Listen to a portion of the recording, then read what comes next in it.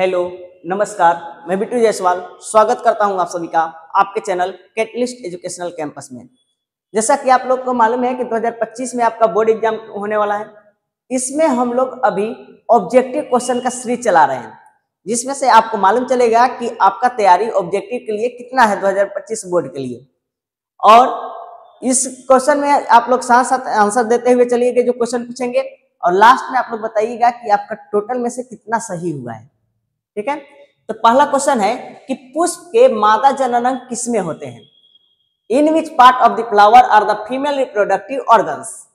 Option है आपका जयांग, पुमंग, परागकोश यानी एंथर, या पुंकेसर यानी स्टैमेन।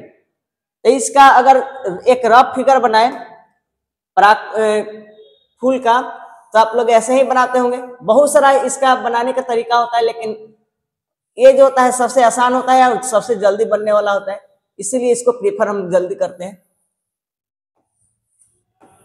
ये तो खैर सही नहीं बना, लेकिन ऐसा ही बनता है रफ फिगर अगर देखा जाए।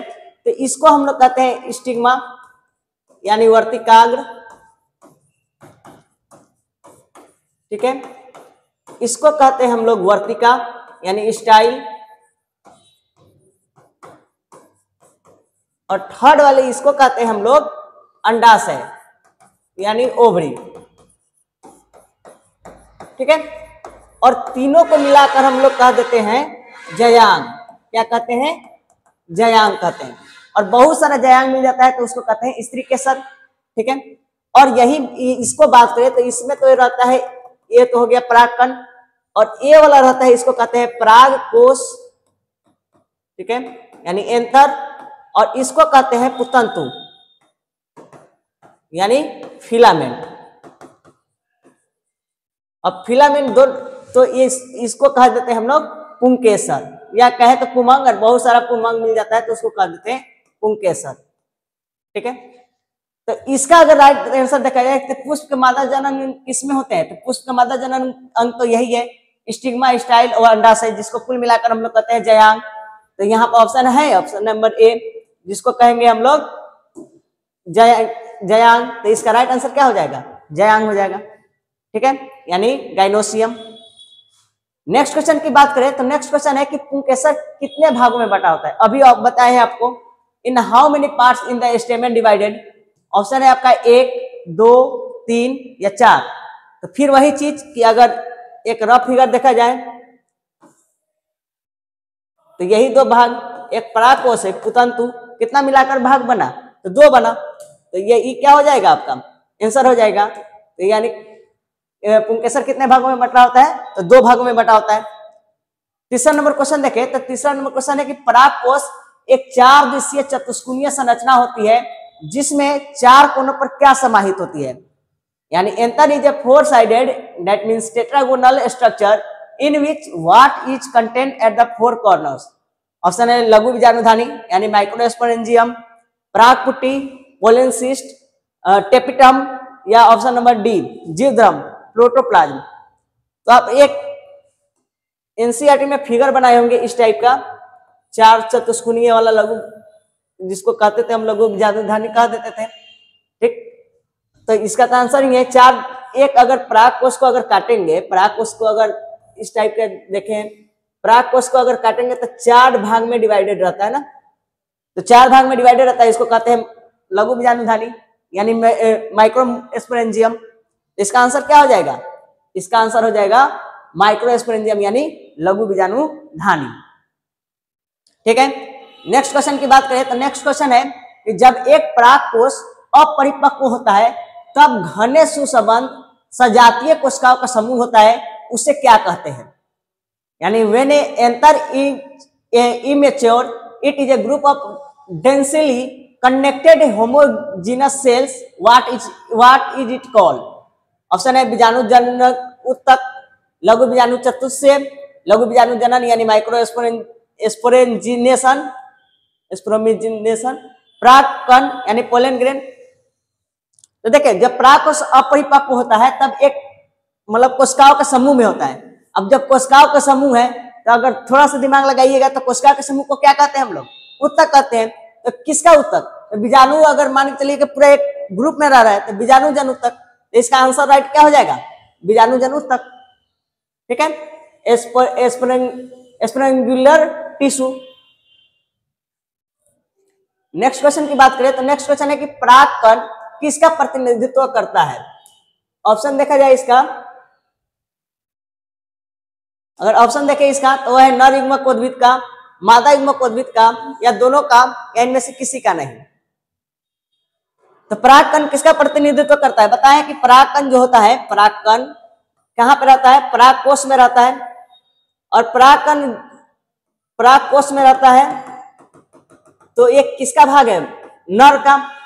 फूल का अगर देखा जाए नर भाग कौन सा होता है, पुंकेसर होता है यानी पुमंग होता है, और इसमें परागकण रहता है, परागकोश में ही परागकण रहता है।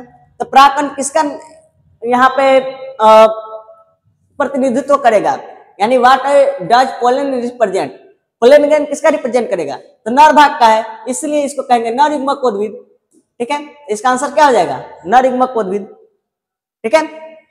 नेक्स्ट क्वेश्चन की बात करें तो नेक्स्ट क्वेश्चन है कि परागकण के बाह्य चोल में सुस्पष्ट द्वारक या रंध्र होते हैं, उन्हें क्या कहते हैं, यानी the outer cell of pollen grain has prominent pores of pores और pores, what they are called.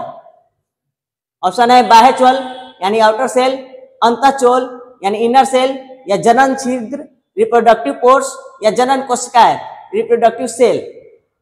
यहां पर देखिए अगर पोर की बात कर रहा है तो परागकण के बाह्य चोल में जो पोर रहता है उसको क्या कहेंगे, जनन छिद्र कहते हैं, यानी रिप्रोडक्टिव पोर्स कहते हैं, ठीक है।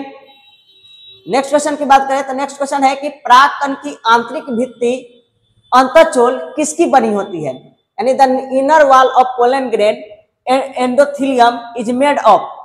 ऑप्शन है सेलुलोज की, पेक्टिन की, या दोनों की, या किसी के भी नहीं। तो परागकण की जो आंतरिक भित्ति होती है यानी जो उसका अंतःचोल होता है वो किसका बना होता है, सेलुलोज और पेक्टिन दोनों का, सेलुलोज और पेक्टिन का ही तो बना होता है परागकण की आंतरिक भित्ति। आप लोग एनसीईआरटी अच्छे से पढ़े होंगे तो इसमें ये लाइन मेंशन भी है।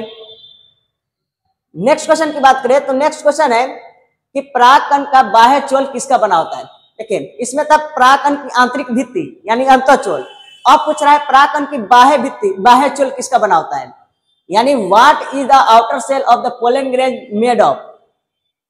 देखिए इन यहां पे अगर देखा जाए तो परागकण की आंतरिक भित्ति किसे है, सेलुलोज और पेक्टिन की, लेकिन अगर बाह्य चोल की बात करा जाए तो किसका बना होता है, सेलुलोज की, पेक्टिन की, या स्पोरोपोलेनिन की, या तीनों का। सेलुलोज और पेक्टिन से तो अंतःचोल हो गया, तो बच गया कौन, स्पोरोपोलेनिन। तो जो परागकण का बाह्य चोल होता है वो किससे बना होता है, स्पोरोपोलेनिन से बना होता है, ठीक है। नेक्स्ट क्वेश्चन की बात करें तो नेक्स्ट क्वेश्चन है कि पराग जो होता है, पराग में क्या भरपूर रहता है, किससे भरपूर होता है, pollen is rich in. Option है विटामिन, प्रोटीन्स, पोषण यानी न्यूट्रिएंट्स, या तीनों से। तो देखिए पराग में जो है सबसे ज्यादा जो मिलता है वो मिलता है पोषण। क्या मिलता है, पोषण मिलता है यानी न्यूट्रिएंट्स मिलता है, ठीक है। नेक्स्ट क्वेश्चन की बात करें तो नेक्स्ट क्वेश्चन है कि स्त्री केसर का भाग निम्न में से कौन सा है। अभी देख लिए कि स्त्री केसर का 3 भाग होता है, कौन कौन होता है, ऑप्शन ही दिया हुआ है, वर्तिकाग्र, वर्तिका, या अंडाशय। तो अभी आप लोग को फिगर जो बना के बताए हैं यही ना बताए हैं फिगर, अगर देखा जाए तो यही फिगर एक तरह से बता दिए, इसको कह दिया वर्तिकाग्र, इसको वर्तिका, इसको अंडाशय।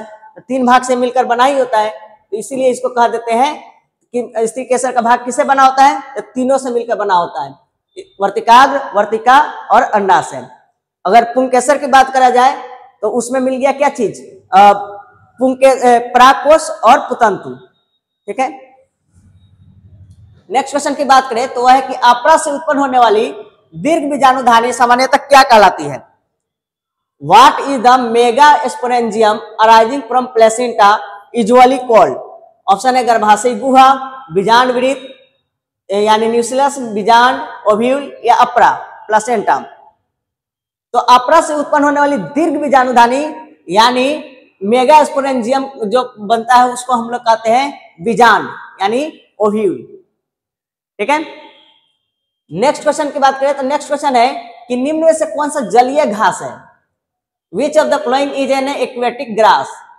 ऑप्शन है वेलिसिनेरियम, हाइड्रिला या जोस्टेरा या उपयुक्त तीनों।